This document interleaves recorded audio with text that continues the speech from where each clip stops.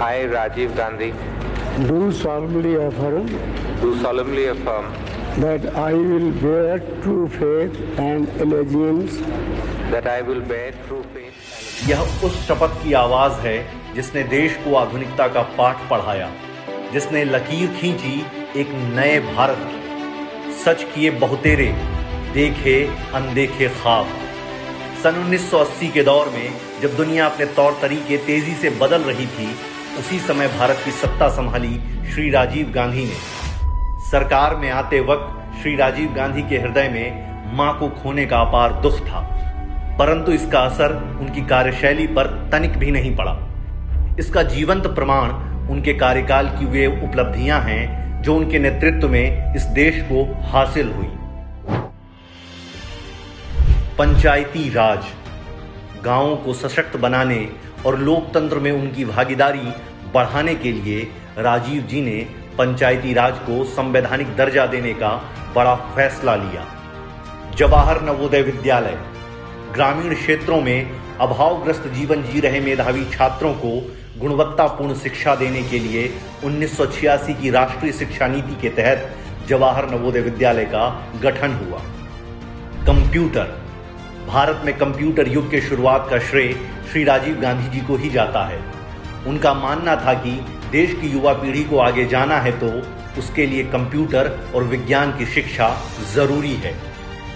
दूरसंचार, भारत में संचार क्रांति के जनक भी श्री राजीव गांधी जी ही माने जाते हैं। देश की दोनों बड़ी सरकारी टेलीकॉम कंपनियां MTNL और BSNL की शुरुआत उन्हीं के विजन का मूर्त रूप है।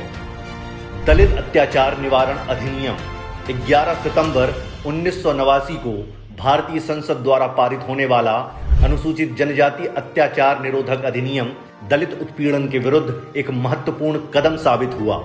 इससे दलितों को शारीरिक, आर्थिक, मानसिक और बौद्धिक शोषण से राहत मिली। NDPS एक्ट, ड्रग के नशे में डूबते युवाओं को बचाने के लिए राजीव जी की सरकार ने यह महत्वपूर्ण कदम उठाया। यह एक्ट आज भी नशे का कारोबार करने वालों के लिए काल साबित होता है।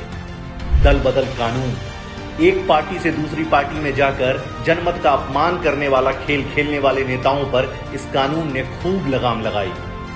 बेनामी लेन देन निषेध अधिनियम, 1988 में राजीव जी की सरकार में बनाए गए इस कानून ने बेनामी संपत्ति रखने वालों पर नकेल कसी। इंदिरा आवास योजना, यह योजना भूमिहीन रोजगार गारंटी योजना की उप योजना के रूप में 1985 और 86 में शुरू की गई।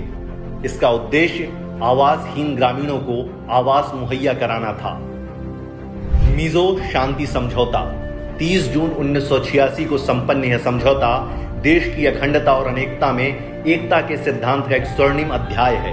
यह दुनिया के उन बड़े उदाहरणों में से एक है जो किसी हथियारबंद विद्रोह को कागज कलम से सफलतापूर्वक हल करने की मिसाल पेश करता है।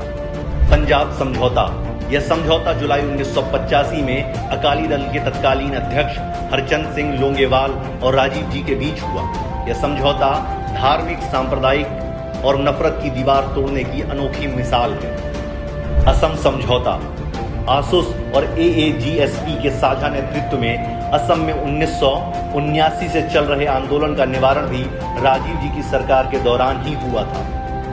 ऑपरेशन कैक्टस, 3 नवंबर 1988 की रात हुआ यह ऑपरेशन भारतीय सेना का पहला विदेशी मिशन था जो मालदीव की सहायता के लिए किया गया था। ऑपरेशन राजीव, मई 1987 में लेफ्टिनेंट राजीव पांडे और उनकी बटालियन पर पाकिस्तानी सैनिकों ने हमला कर दिया, जिसमें कई जवान शहीद हो गए। इसके बाद 8 जैकलाई बटालियन को पोस्ट से दुश्मन को खदेड़ने का जिम्मा दिया गया, जिसे लेफ्टिनेंट पांडे के नाम से ऑपरेशन राजीव नाम दिया गया। ऑपरेशन फ्लावर्स आर ब्लूमिंग, 1986 में सेशेल्स में राष्ट्रपति फ्रांस ऑल्बर्ट रेने की सरकार के खिलाफ एक धमकी भरे तख्ता पलट में मदद करने के लिए भारतीय नौसेना द्वारा ऑपरेशन फ्लावर्स आर ब्लूमिंग किया गया।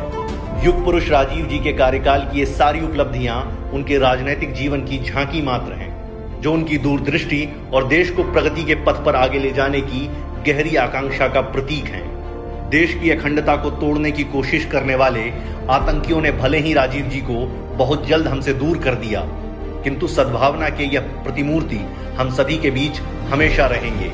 आधुनिक भारत की झलक देखकर यह विश्वास हो जाता है कि राजीव थे, राजीव हैं, राजीव रहेंगे।